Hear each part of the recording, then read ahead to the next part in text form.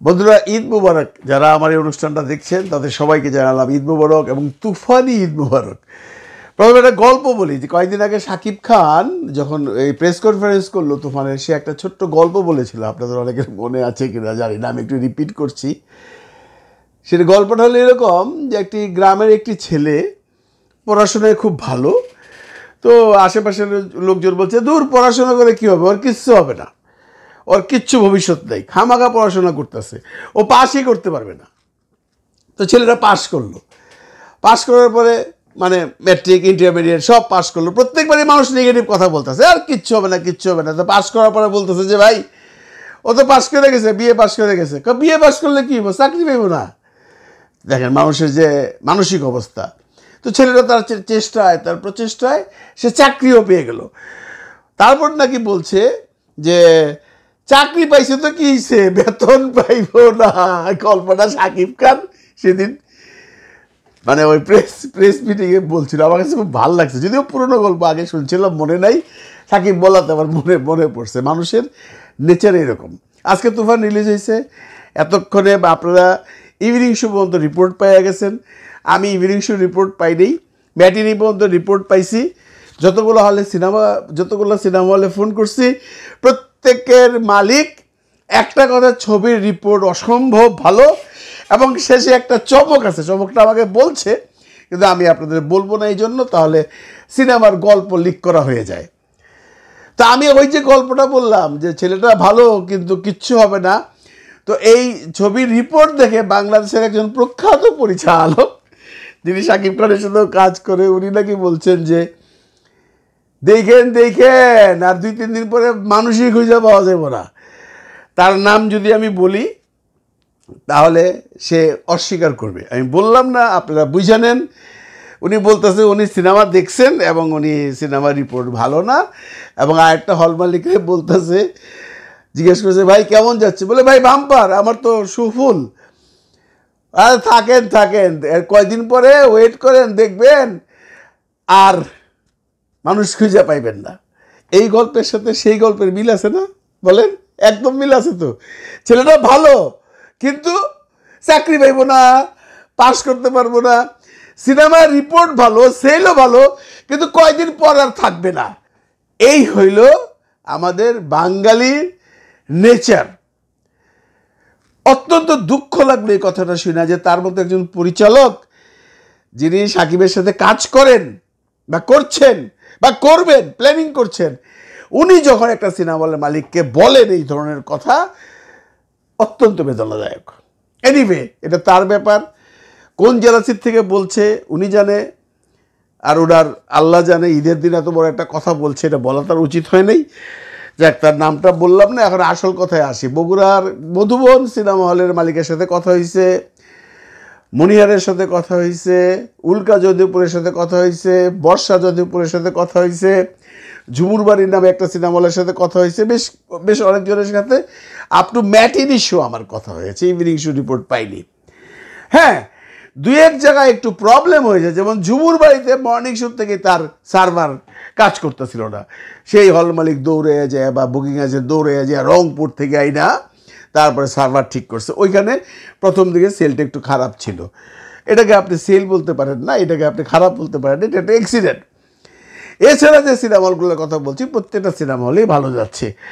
তবে হ্যাঁ, জয়দেবপুরে 2 cinema hall দিছে, যেটা বর্ষা এবং কি বলে উল্কা সিনেমা জয়দেবপুর। ওইখানে জীবনের প্রথম বর্ষা আর উল্কাতে এই তুফান চলছে। এর আগে কোনো সিনেমা তারা দুজন চালায় নাই। আমি আপনাদেরকে আগেও বুঝাইছি, বর্ষা আর উল্কা হইল পাশাপাশি, ঝুমুর জয়দেবপুরে হইল অনেক দূরে, জয়দেবপুর সিটির মধ্যে পড়ছে। তো উল্কা আর বর্ষা কখনো সিনেমা চালায় না, এবার চালাইছে। দুজনের অবস্থায় ভালো।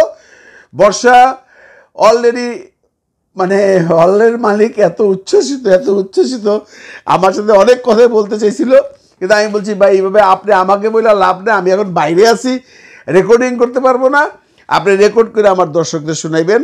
বলে ঠিক আছে, আপনি আমাকে ফোন দিয়েন, আমি আপনার সাথে অনেক কথা বলবো, আমি খুব খুশি আছি। উল্কা জয়দেবপুরের মালিককে পাই নাই, মানে রফিক সাহেবকে পাই নাই, সে ফোন ধরে নাই, হয়তো বা ব্যস্ত আছে সিনেমা হলে। এরকম যে রিপোর্টগুলো পাইছি এখন পর্যন্ত ভালো, কিন্তু সবচেয়ে বড় কথাটা সবাই একটা কথা বলতেছে সিনেমার রিপোর্ট অসম্ভব ভালো, এবং লাস্ট একটা বিরাট চমক আছে, যে চমকের কথা আমাকে বলছে ভাই, আমি নিজেই চমকিত হয়ে গেছি, বিশ্বাস করেন। কিন্তু লাভ কি, আমি তো দেখতে পারবো না, আর আপনাদেরকে এটা আমি বলতে পারবো না। যারা দেখেন নাই তারা জানেন, যারা দেখেন, সরি আমার কথা উল্টো পাল্টা হয়ে যেতেছে আমার এক্সাইটমেন্টের জন্য, যারা দেখেন নাই তারা এটা মিস করতেছেন, যারা দেখছেন তারা বলতে পারবেন চমকটা কি। আমি চমক সম্পর্কে জানি, আমি এই চমক সম্পর্কে কোনো কথা বলতে চাই না, এটা আপনারা সিনেমা হলে গিয়ে দেখবেন। আমার এক্ষুনি এই মুহূর্তে এই ভিডিওটা বানানোর মূল উদ্দেশ্যই ছিল একটা, কি সেটা হলো যে আমরা কেউ কারো ভালো দেখতে পারি না। সিনেমাটা দুর্বার গতিতে চলছে। আপনারা জানেন কুরবানি ঈদের সময় morning show, special show normally একটু খারাপ যায়, কারণ মানুষ নামাজ পড়ে এসে কুরবানি দিয়ে কিছু একটা নাকে মুখে খেয়ে তারপর সিনেমা হলে যায়। কিন্তু বিভিন্ন জায়গায় দেখছি ম্যাটিনি শো অসম্ভব ভালো, স্পেশাল কোথাও কোথাও একটু খারাপ গেছে, যাইতেই পারে ভাই। স্পেশাল শো 12টার সময় স্টার্ট হয়, অনেকেই তো মনে করেন কোরবানিও দেয় 10টা 11টায়, মাংস রেডি করতে করতে অনেক সময় লেগে যায়, তারপর খেটে তো সিনেমা হলে আসবে। এইটা নিয়ে কেউ বলতে ছবি রিসিপশন পায় নাই। কারণ এইটার আপনি কী বলবেন, এটা তো ওই যে ভালো ছেলে সব কিছু পাইব, চাকরি পাইব না, ছবি ভালো যাইব।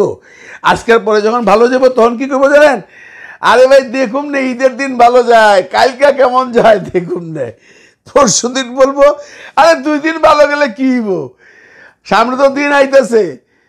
তারপরে যখন ভালো যাইব তখন কব আচ্ছা যাক না, 1 সপ্তাহ যাক, 1 সপ্তাহ তো ভালো যাই সাকিবের ছবি। সেকেন্ড উইক কী হইব, সেকেন্ড উইক যখন ভালো যাইব তখন কইব কি, আরে ভাই 2 সপ্তাহের ছবি না, এত টাকা তো হল মালিকরা নিছে, এটা কি 2 সপ্তাহের ছবি, এটা 4 সপ্তাহ হসপিটাল মারতে হইব। এই হলো আমাদের নেচার।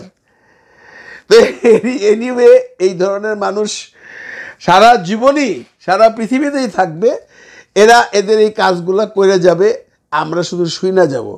তবে আমরা একটা কথা বলতে চাই, ছবির রিপোর্ট যেহেতু ভালো, ছবির সেল ভালো বাড়বে, ছবির সেল ডে বাই ডে এটা আপগ্রেড হইতে থাকবে। ওই ভালো ছেলে খারাপ ছেলের কথা বলে লাভ নাই, আর ওদের কথা শুনে লাভ নাই। ওরা তো বললাম 7 দিন ভালো গেলে কইব যে পরের সপ্তাহটা দেখি, পরের সপ্তাহ যখন ভালো যাব তখন বলবো আরে ভাই 1 সপ্তাহ গেল গা। এই করতে করতে করতে করতে করতে করতে এরা চাইবো সিনেমাটারে টাইনা নামাইতে। কিন্তু সত্যই সিনেমা হলে দুর্বার গতিতে চলছে তুফান, এটা নিয়ে কোনো সন্দেহ নেই। এইটা আরও বাড়বে যেহেতু সিনেমা রিপোর্ট ভালো, যেহেতু লাস্টে একটা চমক আছে। সবাইকে ঈদ মুবারক, সবাই ভালো থাকবেন, সবাই তুফানি শুভেচ্ছা নেবেন এবং তুফান দেখবেন। খোদা হাফেজ।